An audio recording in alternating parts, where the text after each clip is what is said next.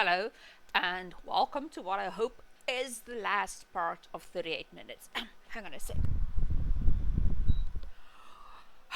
It is an insanely hot summer's day, and I really don't like summer. Also, I did order a new microphone because apparently this isn't so cool. Also, this is my husband's earphones, but it's going to take a few days to be delivered because we live in the ass end of Quebec. And if you're wondering what a good old Buddha girl is doing in the ass end of Quebec, well, the truth is, we did not read the fine print. And yeah, I might have made that joke before, but it's still a good joke. It's just not even my joke. I'm plowing with someone else's calves at this point. But yeah, when we got the job, we were told that Quebec is bilingual, and we kind of assumed it would be bilingual the way South Africa is bilingual, as in everyone has their own language, as in French, but everyone concedes that English is the middle ground where everyone meets. Yeah, no, the French is not those people. No, they're not those people. The French are the French.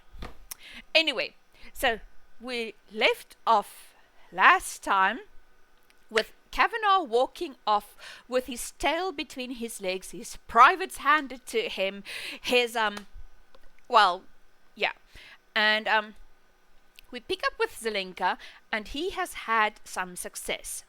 It might not be the answer, but Rodney says it increases his chances of fixing this thing from 1 in a million to 1 in 1,000. And yeah, even he knows he's not a ray of sunshine.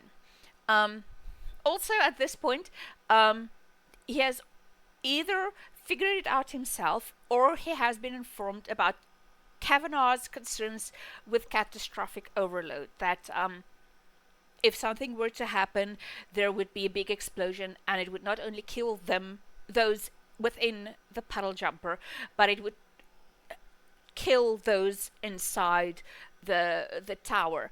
In fact, no, that's not what happens later. So anyway, I don't think Elizabeth would have told him that, but he is smart enough to think on several levels, at least scientifically, at the same time.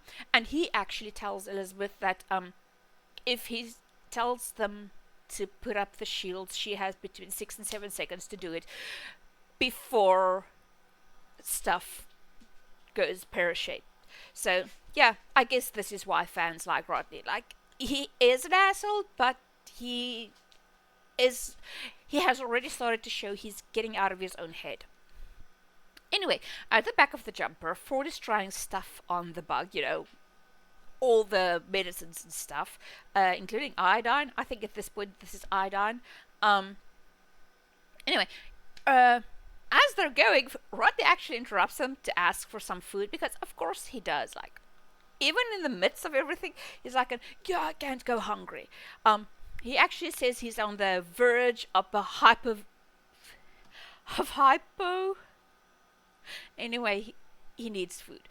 And I mean, Ford is moving much slower than I would like. It almost feels like they're trying to expand the episode, expand the runtime a little bit. Anyway, Taylor kind of gets antsy and tells him to hurry up.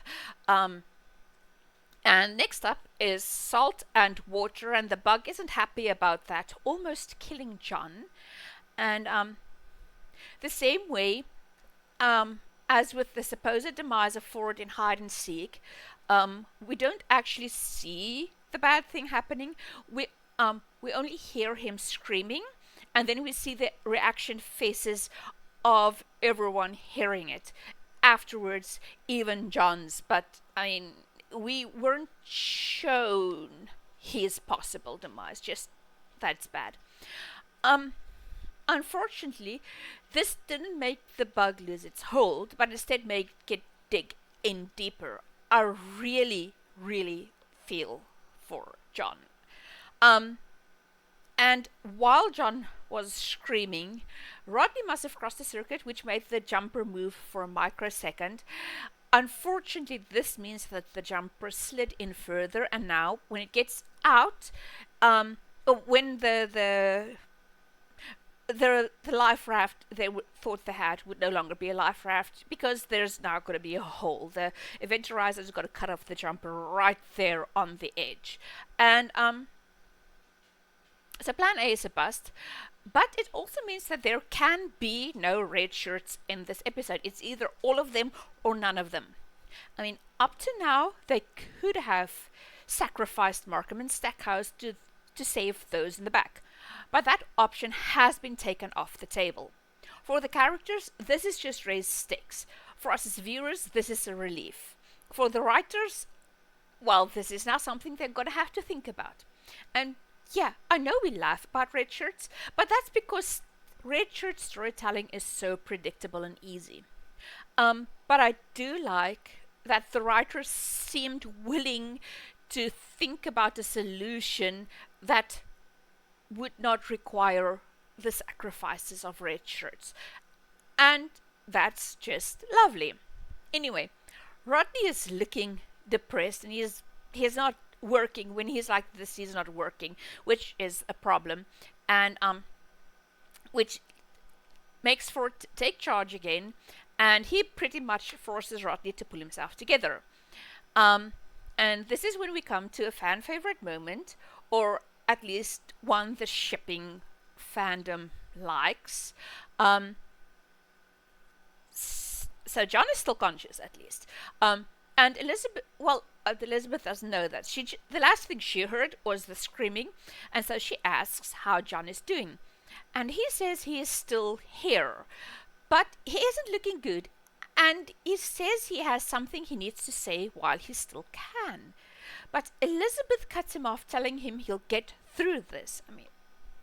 But he grimaces and says not even the Wraith thought that he would. And this time it's John that takes us on a bit of a flashback, and he tells us that when the Wraith found him with the bug on him, the Wraith let him go because he knew John was as good as dead, and obviously unappetizing. I suppose once you've been bugified, it's like finding a cockroach in your salad, I suppose. Sorry, I did not write that because I didn't want to say something like that, but there you are. Anyway, so John just wants to say, except Elizabeth cuts him off again, telling him he can say it to her in person after. And honestly, this is just in keeping with what she had told Harling earlier. Like, she insisted that Harling was not going to send the message that they on Atlantis had given up on those in the puddle jumper. But John still insists. And although she does not like it, she tells him to tell her. And you can just see how much she hates the idea of allowing him to say his final words. And yeah, if he tells her what he wants to say, it's as good as him admitting he won't survive, and her admitting she agrees that he won't survive, which is not the message she wants to send. Anyway, before they can continue, and before we get the final part of the shipping, we have to take a step backwards, because Ford interrupts, saying they should just send John through the event horizon. Once they get through, Carson can fix John on the other side. If not, they're all dead anyway. And I mean, this seems like a good idea. I would have thought it's a good idea.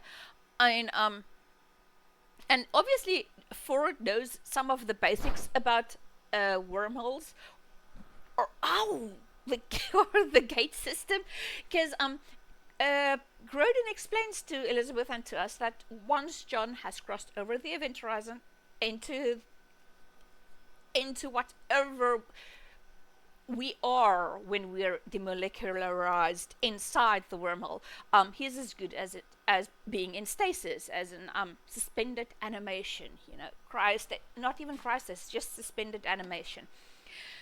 But Carson doesn't agree. He says that the bug reacted very badly to the salt and the water being poured on it, so it might react poorly to going through the gate, and which means they have to do something now. And it's John who suggests that they should hit him with a defibrillator, and finally Carson looks impressed.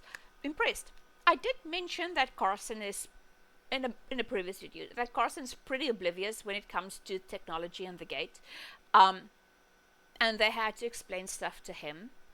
But now when we are within his field of expertise, Carson is allowed to make the mental leaps that the character should be making. Basically, as Taylor explains, the wraith stop feeding the moment their food dies, and the bug has been doing much the same as the wraith, so probably the moment John's heart stops beating, the bug would let go, and then afterwards they can send John through the event horizon, and afterwards Carson can fix him on the other end. So yeah, told you the defibrillator was a Chekhov's gun. And Carson immediately, we are shown, he immediately gets a team ready to await John in the jumper bay. And yeah, I like Carson, even though he isn't a Scot. Although I'm biased, I like Canadians too, so he's good to go. And once more, Ford is in charge, and he's kind of taking charge of killing John for all intents and purposes. Anyway, I really like how he takes action, how he takes charge. First off, he tells Taylor to cut John's shirt open. Yeah, no bothering with buttons. Let's just cut it open or rip it open. Anyway, we are shown some manly chest, and he even tells her to put the dog tags aside because they are metal and on a metal chain, so she does that. And he also walks them through what is going to happen now, step by step, to prepare them, which is how it should be. It tells them, I'm going to do this, and then this, and then this, and someone has to take John through the event horizon. Rodney, get the door open. I'm going to zap him. We're going to get the bug off. I'm going to zap him again to maybe get his heart beating again, and then we're going to take him through the event horizon if the first time doesn't work. And Taylor says she will be the one to take John through the event horizon, which brings us to a part of the other problem. I'll mention it at the end again, but Taylor is not doing that much in this episode. This is much more a Ford episode than anything else. I mean, all of them have stuff to do, and you'd think it's the John episode because he's the one with the bug, but this is really a good Ford episode. But Taylor, she's going to get, just shoved aside because she's taking John through the event horizon. Anyway, this is a pretty good Ford sequence.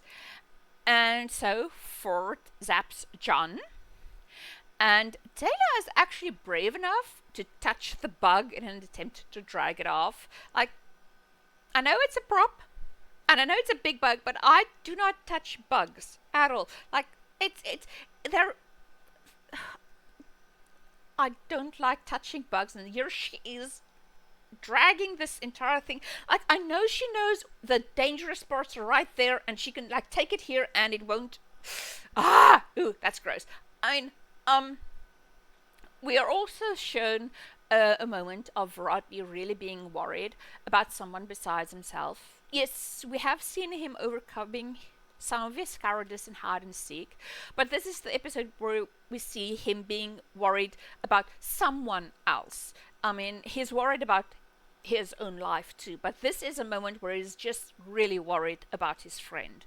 And everyone is on edge because the bug isn't coming off, but Carson tells him to just wait, it might take a moment, and then the bug lets go, and Taylor flings it across the bay, where it bounces on a seat, and Ford shoots at it. And ew, bug juice. Anyway, once more I would like to point out the main complaint or criticism I have with this episode is that nobody seems to know how guns work. I don't know, maybe it's a Canadian problem. I feel that Americans might not have gotten this so very wrong. Um, yes, we see the muzzle flash, which is a bit bright. The thing is, a muzzle flash is very quick. So, although I've shot many a gun, you don't really. I have no. Maybe this feels exaggerated. Anyway, and we do see the gun kicking back. So that's good acting, and Ford even has a good stance. Like this is how shooting is happening. It should happen. And the gun, the prop they are using, seems functional. The slide moves back and forth. We see the empty shells being ejected. But they are in the back of a very small space, which is made of some kind of metal. Yet nobody covers their ears. Ford would probably not have been able to cover his ears, like he's holding a gun and he's shooting, but instinctively, gunshots are loud. Gunshots are very, very loud. Even smaller caliber. This looks like a 9mm, which is pretty small, all things concerned. But even that would really, really make a massive noise in the back of such a small vehicle in an enclosed space. Like, without trying, Rodney and Taylor would have covered their ears. That's just instinctive. That's reflex. And afterwards, their ears would have been ringing, and they would actually probably have some hearing loss, permanent hearing loss. But they would definitely have some ringing in their ears after, 4 or 5 shots in the back. Maybe next time they should just smack the bug. But anyway, also apparently 9mm bullets are not strong enough to go through the puddle jumper exterior, which that's probably logical. It's probably a pretty thick hull. Anyway, not deaf. Taylor dashes and she wraps the bug in a jacket for just in case. And this is good. It shows that she has the ability to remain calm and do logical stuff, to think outside the box, to do what needs to be done without being told. Ford did take her through all the steps, but this is just a good moment. And then, of course, Ford zaps John again, which at this point is probably okay, because he could just be in, his heart could just be fibrillating weird. But anyway, John remains dead, and so Ford tells Taylor they need to get John through the event horizon, and she manages to do that. And so John and Taylor are out of the picture for now. Ford relays all of this to Atlantis, and then we jump and we see that Carson has also suited up, and all of them are waiting on Atlantis in the jumper bay. And Rodney is doing his best. At this point, the episode has basically done all it can, and we, like the characters, have nothing else to do now but to wait until Rodney figures it out. However, when Rodney does go into a bit of a panic, Ford calms him down, tells him he should just keep on doing what he's doing. But Rodney tells Ford that he should probably step through the event horizon, because dying by demolecularization, like, Ford will step through the event horizon and just cease to exist. That's a better option than space asphyxiation. Which, yeah, it probably is. And we see that the scientists, including Kavanaugh, are still trying.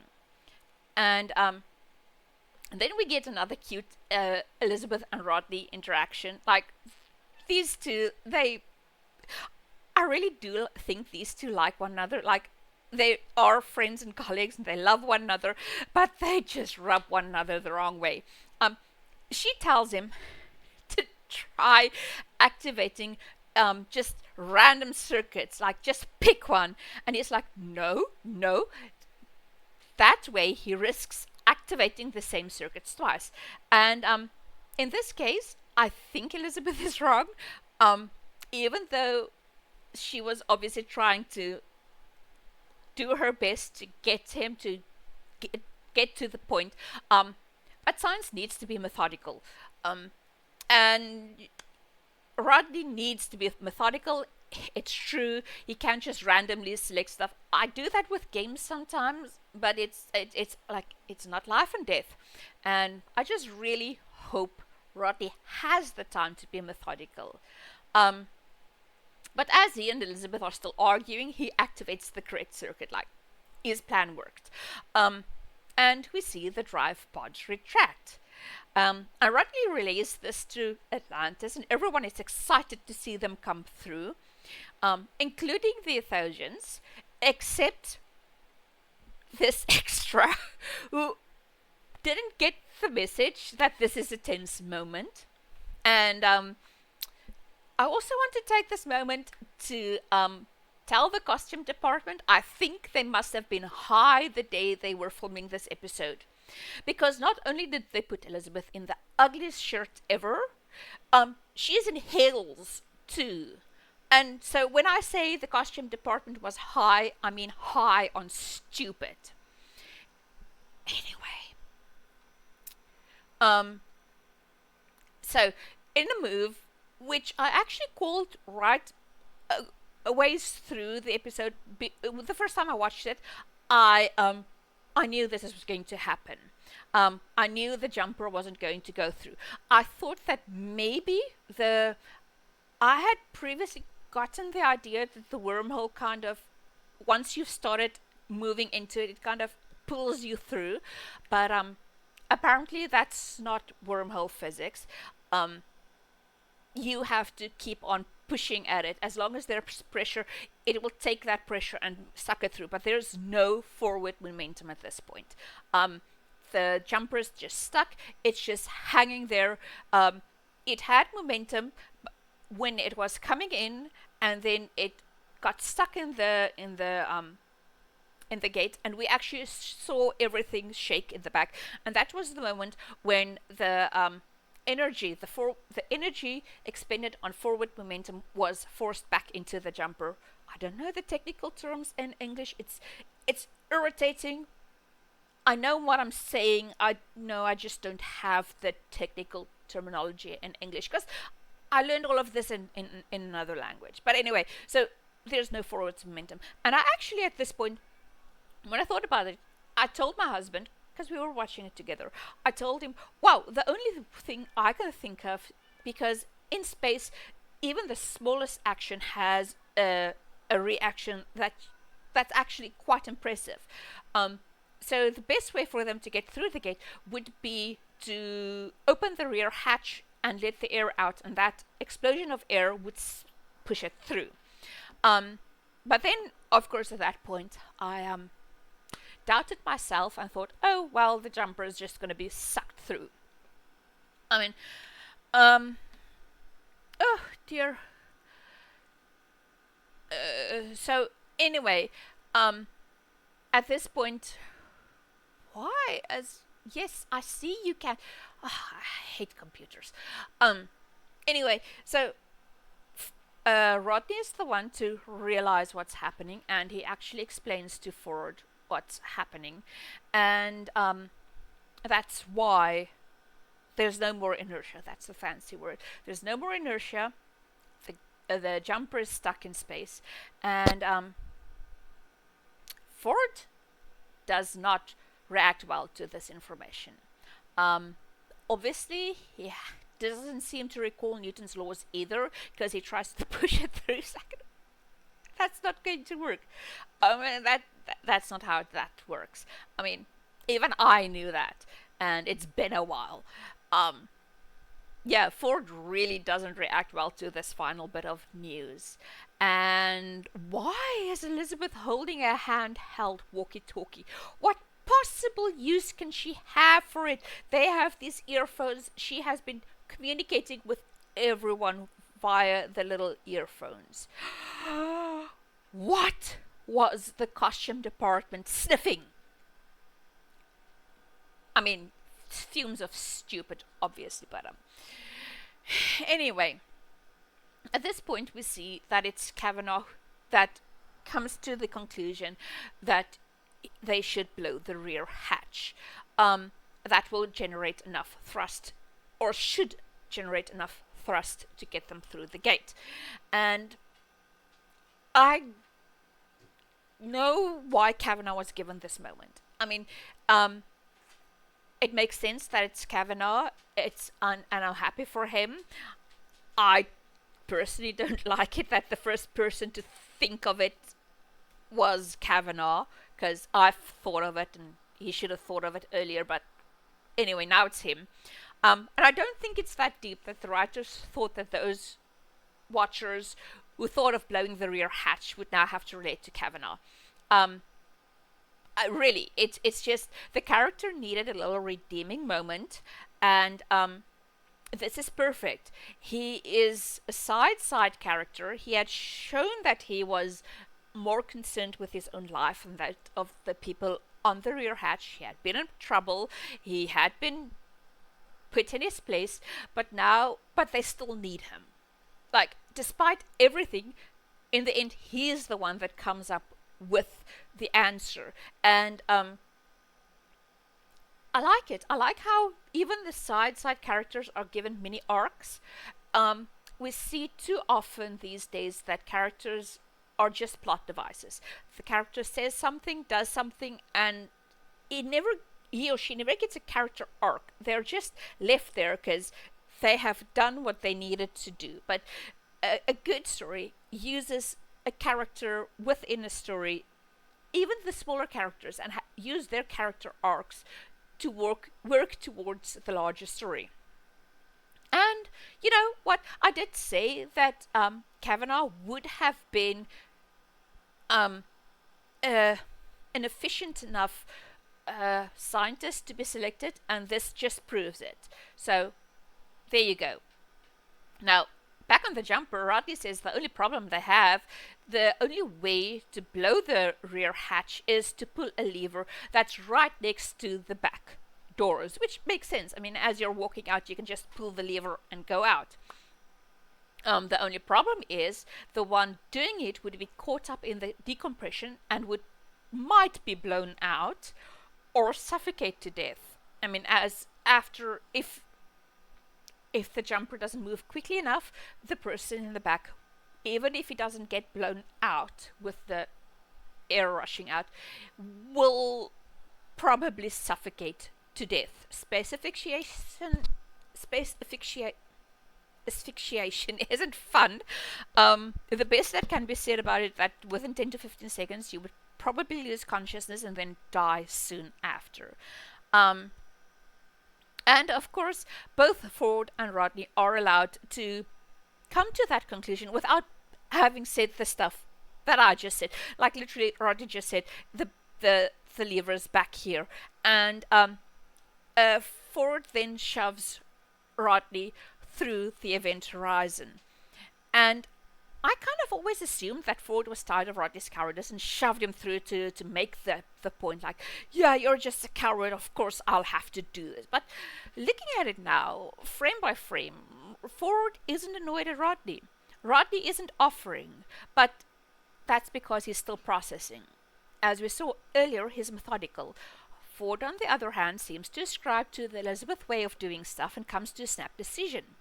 And I would also bet this is just who Ford is. Ford is given a pretty raw deal as a character, but in this episode he is decisive, strong, brave, and of course he would be the one to push Rodney to safety and put his life at risk. It wouldn't even have occurred to him to do otherwise. Also, one more thing is that it finally gives him something to do. Like, he has probably been feeling very frustrated being in the back of the jumper with nothing to do, and now he can do something. And so this is, again, the kind of Ford I wish we saw more of going forwards. And then Ford gets ready to pull the lever, but the writers just had to up the ante one more time by having the bug move. But Ford pulls the lever, and the air rushes out, and the bug is swept away, And the jumper moves through the wormhole, rematerializing safely on the other side. And everyone is happy, including including the extra. I mean, he got up. I mean, no, he's not really happy. That extra did not read the room. Anyway, and I also like how they take a moment to show Holling and Elizabeth coming to an understanding. They did have a bit of a disagreement earlier, but yeah, everything worked out fine. Obviously, this would have not been possible if things had turned out differently, but it did, and so they have an understanding. And Elizabeth tells Groden she's on her way to the jumper bay. And we cut to the jumper bay where Carson is trying to resuscitate John with his defibrillator. And I'm just thinking we should maybe not focus on that too much. Like, at this point, Buddy needs chest compressions. He doesn't need more electricity, but anyway, Elizabeth, who got to the jumper bay pretty quickly, so I guess it's right below the control room. I tried looking it up, but I am very bad at Googling. Anyway, she takes a moment to be worried about Ford. That's her just telling him he's okay, but it's really like just a moment. And Taylor assures her she is okay, but of course Elizabeth and everyone's main concern is John, because he's dead after all. Am I allowed to say dead? He's dead. Like, he's not 6 feet under dead yet, but he's not with us. Anyway, they freaking zap him again, and this is still not how CPR works. Elizabeth, as I said, she and Rodney has this thing going on. She actually takes a moment to tell him that he did great, but he's like, thanks, but that's not really. He's more worried about John, which is also great. And I do like that they take a moment to show us that Markham and Stackhouse are fine too. They obviously know nothing. Like, the last thing they know is that they were flying away from the Wraith. Now it's 38 minutes later, and apparently they had just survived possible death. Also, I still do not know which one's Markham and Stackhouse. I do not know. No idea. Anyway, then Carson gives the all clear. John is okay. And he does take off his stethoscope to put his ear directly to John's chest. And I'm starting to wonder if these guys know as little about medicine as guns. But then again, I know more about guns than medicine. So maybe this is what doctors do. If there are any medical people watching this, let me know in the comments if Carson is doing it right or not. Do doctors take off their stethoscopes like this? Do they zap people instead of giving chest compressions? I don't know. Anyway, Rodney and Elizabeth are also relieved. And for those paying attention, I said earlier, Taylor didn't really feature in this episode. And yeah, I tried to get her as often as possible, but this really wasn't her episode. I guess the writers were still trying to figure out where she fit into everything as well. And now we get to the second part of the scene most shippers love, where Elizabeth comes to visit the team in the sick bay.